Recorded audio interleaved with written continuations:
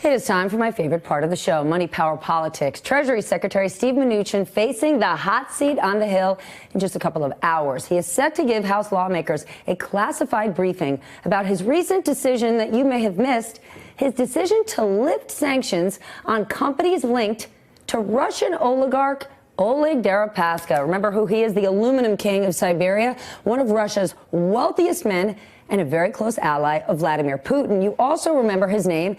He was a close business associate of none other than former Trump campaign chairman Paul Manafort. Remember, Manafort was in the hole the tune of $19 million to Deripaska when he joined the Trump team. Joining me now, NBC News national political reporter, my friend Heidi Przybyla, and my panel, Eddie and Charlie, still here. Okay, Heidi, what have you learned about the meeting? And do we have any explanation yet why the sanctions were lifted as it relates to Oleg? Stephanie, of all of the people in Trump's sphere who've come under scrutiny over Russia, somehow Mnuchin is totally flown under the radar. Well, leadership tells me that all changes today. This is just the first volley in terms of bringing Mnuchin in as really a fulcrum of information. First, it has to do with the sanctions. That's the most immediate issue because they face a 30-day deadline to try and reverse those sanctions. Number one question, who pressured you to do this? Was the White House involved? He's not going to answer that. Well, doesn't mean that they don't try. And it, like I said, it's the start of a long process. And this is why, because it's not just about the sanctions. It's about the fact that Mnuchin has been sitting on a wealth of information as Treasury Secretary. He oversees the Financial Crimes Unit of Treasury.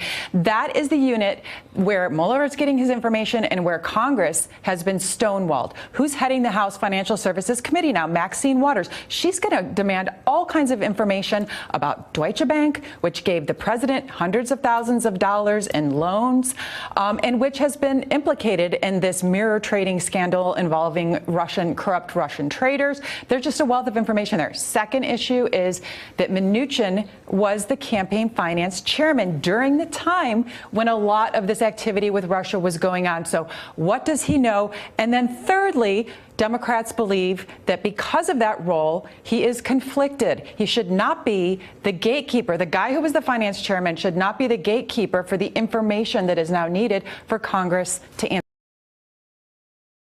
Charlie, is it really just Democrats, though? Because when it came time to implement Russian sanctions, the president was sort of dragging his heels, and it was Congress across the board, Republicans and Democrats, that said, sanction time. So do Republicans really want to stand with the president and Steve Mnuchin lifting them for Oleg Deripaska? Well, we'll find out, won't we? But, it's worth reminding people that, yes, when it looked like Donald Trump was dragging his feet, those votes were overwhelming. Correct. Those votes were they actually unanimous? I mean, they were as close to unanimous. It was very close. They were. So they've already taken a stand on all of this. So the question is, how far out on a limb are they going to go on this issue? But I also think it is really interesting that they're going after Mnuchin because in a lot of ways, he might be one of the weak links in the Trump administration. Because one of the few things holding the norms together in the Department of Justice and the Treasury Department are people who have to worry about their reputations, about their professional careers. Reputation is everything that I love. So he's got to be thinking, am I going to be dragged into this? How much of, and watching how many people have been diminished and destroyed.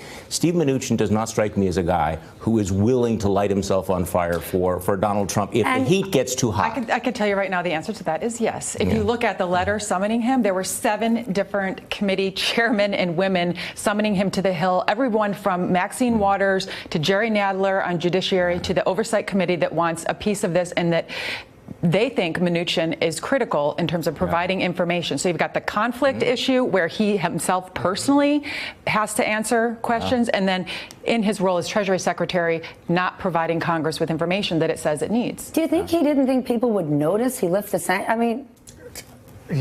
I don't know. This smells to high heaven, Stephanie.